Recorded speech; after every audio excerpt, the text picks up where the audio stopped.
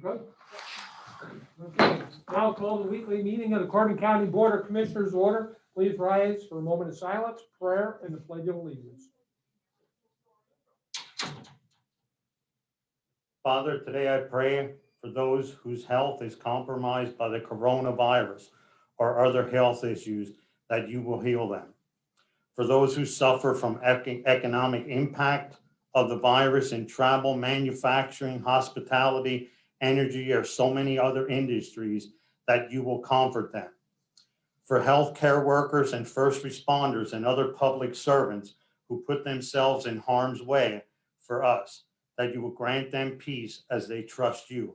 Rest in God as the day unfolds. Amen. I pledge allegiance to the flag of the United States of America and to the republic for which it stands, one nation, under God, indivisible, with liberty and justice for all.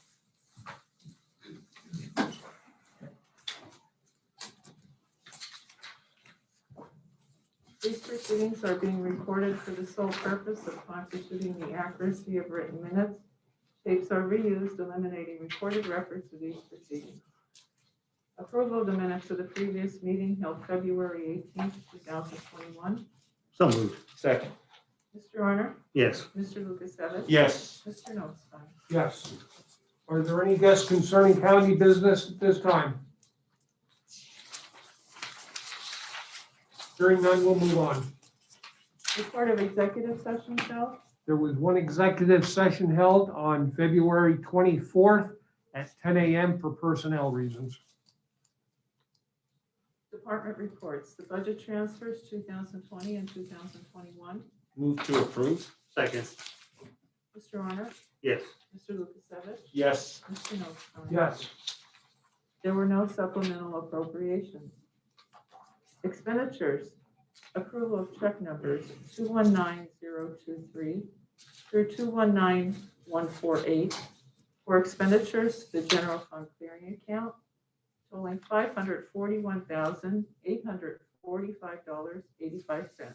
So moved. Second. Mr. Honor? Yes. Mr. Lukasevich? Yes. Mr. Notstein? Yes. The treasurer's report. Move to approve. Second. Mr. Honor? Yes. Mr. Lukasevich? Yes. Mr. Notstein? Yes. The personnel report. So moved. Second. Mr. Honor? Yes. Mr. Lukasevich? Yes. Mr. Notstein? Yes. Correspondence was received as listed. Copies will be made available to the press upon request. Children and youth, for approval and execution, the fiscal year 2020-2021 purchase of service agreement with Affinity Forensic Services, doing business as Pennsylvania Forensic Associates of Reading, Pennsylvania, as per the attached rates. Move to approve. Second. Mr. Honor? Yes. Mr. Lukasevich? Yes. Mr. Notstein? Yes. Vehicle fleet financing for ratification. A proposal submitted by Enterprise Fleet Management of Harrisburg, Pennsylvania, for one additional vehicle under the Vehicle Fleet Financing and Maintenance Master Open-End Equity Lease Agreement, approved April 27, 2017, agenda item number 17-159. The vehicle and monthly cost are as follows for a term of 60 months. One Chevy Equinox with cage at $514.01 per month. So moved. Second. Mr. Arner? Yes. Mr. Lukasevich? Yes. Mr. Notstein? Yes. Mr. Solicitor's report? Thank you, Children and Youth, for approval and execution of consulting service agreement with George Cobury to provide professional services to the Corbin County Children and Youth Services Agency at a cost of $125 an hour. Travel plus expenses at $75 per hour. Move to approve and execute. Second. Mr. Arner? Yes. Mr. Lukasevich? Yes. Mr. Notstein? Yes. Nothing further. Any further business? Okay, under further business, I would entertain a motion for a proclamation for 4-H week, March 14th through the 20th, 2021. Second. Mr. Arner? Yes. Mr. Lukasevich? Yes. Mr. Notstein? Yes. I will move to execute the proposed agreement between the County of Carbon and the Carbon County Council of Governments to place its asphalt zipper and street sweeper identified in the agreement under the county's insurance policy. I'll second that. Mr. Honor? Yes. Mr. Lukasevich? Yes. Mr. Notstein? Yes. Commissioners report. Mr. Honor? The only thing that I have, our election director sent us this memo that came out from the Department of State. And it basically gives like things on the rules and regulations or what are for the upcoming primary election.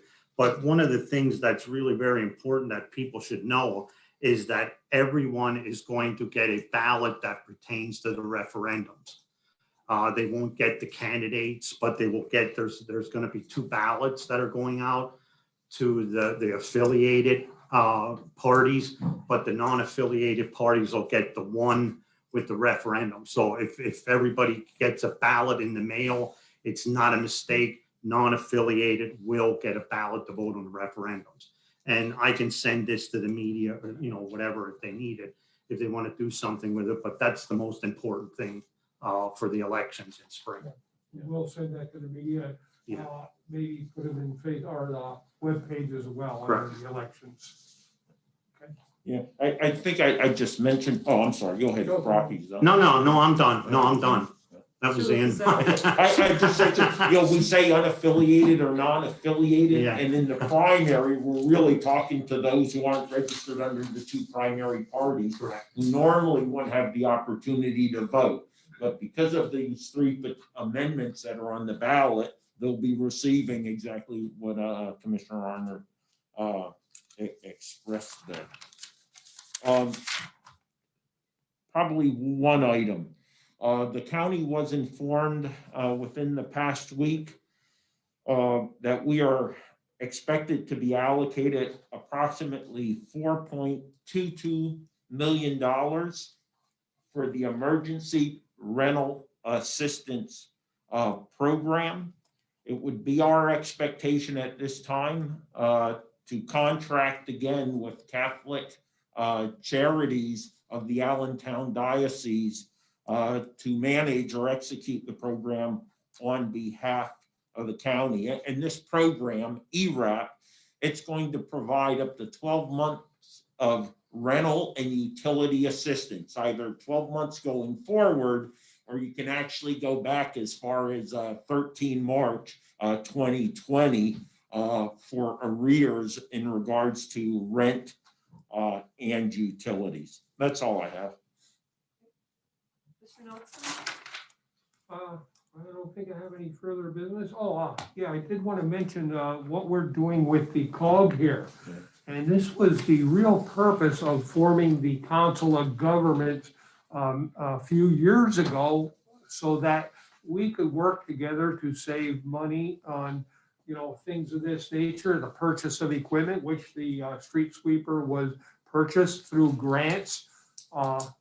The COG has a small fee to belong to the, I don't think they increased it this year. No, they don't. No, so it's a small fee for the municipalities to belong to the COG. And the purpose of the COG is to do projects like this where we can work together to try to reduce our costs, plus possible other legislative issues. I know we had presentations in the past about trash collection and trying to get it county-wide.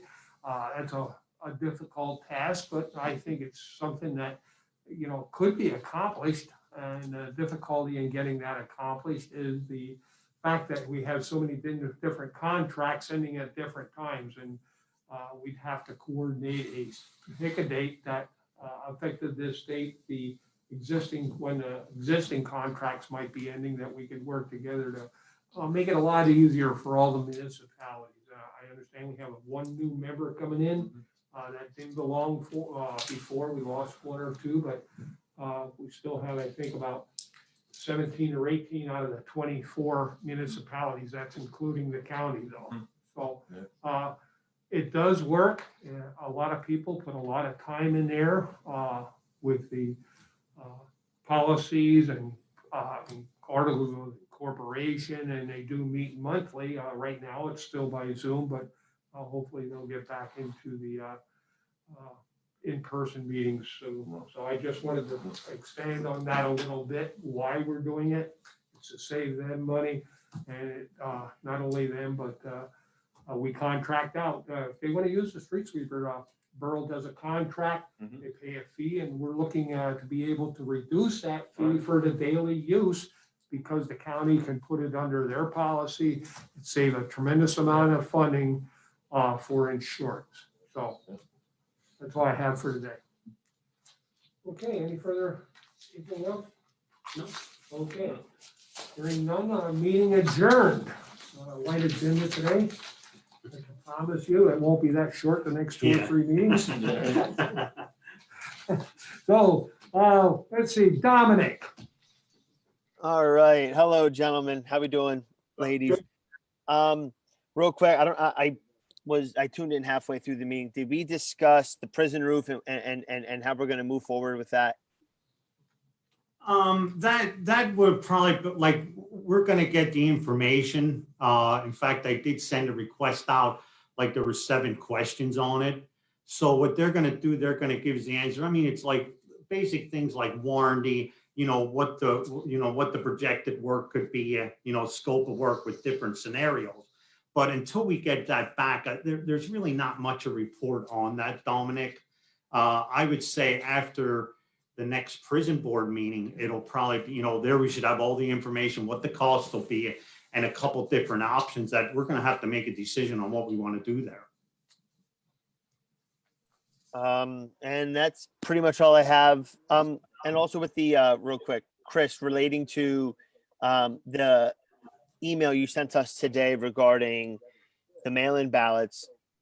I was on the Carbon County Democrats meeting Tuesday night, and they were saying that people were filling out both the form that opts them out of mail-in ballots and the form that opts them in. Is that something? I kid you not. That was an agenda item that people are doing that. So I didn't know if that was part of the email that you sent us.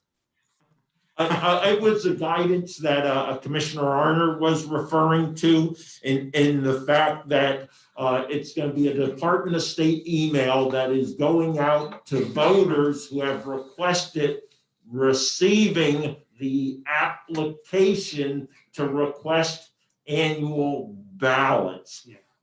It does have some very specific instructions about once you receive the application, how you should return it or not return it based on your desire to vote absentee/mail-in or go to the polls. And I think people see a box there and they think they gotta check it. They should read what's alongside of the box before they check it. Yeah, that email and we'll post it on the website and Facebook page too. And we'd ask that the media read through it and extract the most pertinent information to help better inform the voters of any party or unaffiliated who might want to vote or not vote by mail-in or absentee. Yeah, That's all I have. Thank you, gentlemen. I'd just like to add on that while we're talking about elections. I know next week is our elections meeting, our monthly meeting. But, no, I'm sorry, 2 weeks from now. Yeah, we got 2 weeks. So many meetings, I don't know which is which. But anyway, the point, we keep getting these changes from Harrisburg, from the Department of State. And there's so many mailings going out. And the electors they're getting confused by all the mail-ins. Previously, one of our biggest issues that we had in fall in particular with people that signed or checked off the box to automatically receive their ballots, and they didn't understand or remember doing that. And we have those on file. And well, I never checked that box or anything. Well, yeah, here's your paper that you did. So all these things were sent out to multiple mailings that were coming from, I don't even know who was mailing out some of those registrations for the mail-in ballots, et cetera. And it looked almost like it was coming from the county. Information was on that application that was wrong. It was an outdated list of the people, their addresses, and it created quite a bit of confusion. Any changes going forth now, the closer we get to the election, we can't tolerate this constant changing of directions coming from the Department of State. Let's get this, sit down and get this straightened out. There's a couple little issues, and I talked about it a little bit before with some of the CCAP priorities and waiting to the last minute to mail out these ballots and everything because of the mail system and everything else. It just creates more headaches and hardships on all the counties. So I think we all agree that we have to do a better job of educating people, educating the voters. And we know how difficult that can be because not all people have maybe the same cable company or get the newspapers, et cetera. So it's very challenging to just educate all the voters and keep them up to date with the changes. Because when things change, it just confuses things even more. Well, this week alone, we were just notified there was a change to envelopes, which we had just purchased in large quantity. And I understand when I was up at the elections office, we had our part-timers having to undo prepared envelopes based upon the changes that came down within this last week. And again, we're going to have to repurchase new envelopes and potentially secrecy envelopes. Yeah, and that's, I don't know how many, I think it's in the thousands. Yep. It's in the thousands of envelopes that we've had printed already. Yep. Now they're changing the ball game again, the rules, and now we have to go out and purchase more. And that comes back to you, the taxpayers, and it's a hardship on us as well, and making things more difficult in the election office. It's more work, and it's just, something's got to be done. They got to get together in Harrisburg with the election directors, the county commissioners, and hey, let's get this straightened out. Take the politics out of it, get it squared away. You're doing nothing but hurting all parties. If only it was that easy. Thank you, gentlemen. Yeah, okay. Kelly.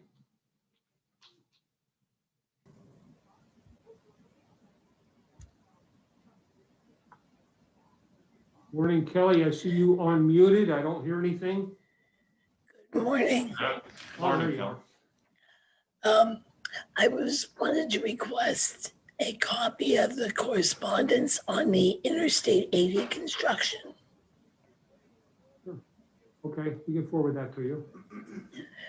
And also, I was wondering if you had any comment on the proposal to toll that bridge to help pay for construction. Yeah, well, I think I told another media outlet that I'm not really for that one. No. We already pay the highest gasoline Yeah. tax in the United States of America. It's probably more about better use of the existing funds than continue to increase what it costs us to transit through Carbon County. Yeah, and even my opinion, I mean, with that, like everybody's been with, like the truckers are gonna be costing more. But I look at it also like the common work, the worker that's going back and forth with a job. I mean, it's gonna cost them possibly maybe $8 a day, and how is that gonna affect them? I mean, they're gonna wind up taking alternate routes. That's gonna make it unsafe for them. So that's one of the issues. I think they ought to look a little bit more into that. And the way I understand it, when you look at it, this was supposed to be something that was going to be implemented for like 30 years. Like, why is it 30 years? I mean, you look at some of the other, boroughs or whatever, if they want to do something with their fire company, they might put a percentage on for taxes to do something, and then that gets dropped off. Like, why is it a 30-year thing?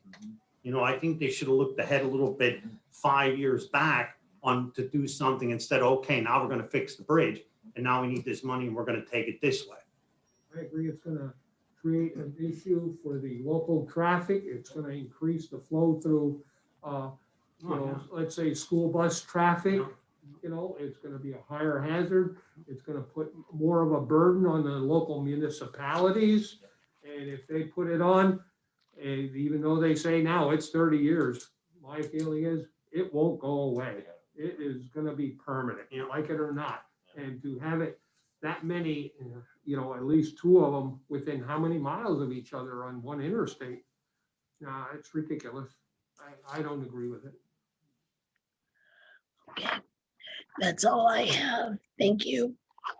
Okay, Amy? Good morning, gentlemen. Morning. With regards to the 4.22 million that you're going to be get for the rental assistance program, when will that resume? The allocation should come to the county sometime in March, and Catholic Charities, who we've been in discussion with, would expect funds to start being dispersed to eligible applicants in the beginning of April. That's tentative based on, projections at this time. Okay, and it's going to be handled the same way as it was the last time? Well, it's Department of Human Services manages this program in lieu of the Pennsylvania Housing Finance Agency. So we're kind of having to reinvent the wheel because a new entity at the state level is running it. But again, Catholic Charities, who has also been working with Lehigh County, has a process in place that they're going to modify to efficiently and effectively manage the program and get it out as quickly as possible. Okay, that is all I have. Thank you very much. Okay, thank you. Any other news media questions? Okay, hearing none, meeting, we'll see you next week. I just request that the same thing Kelly got, I asked a copy for, if I could get that sent to me as well. Sure. Anyone else, Amy, or anything? Yes, please. Sure, okay.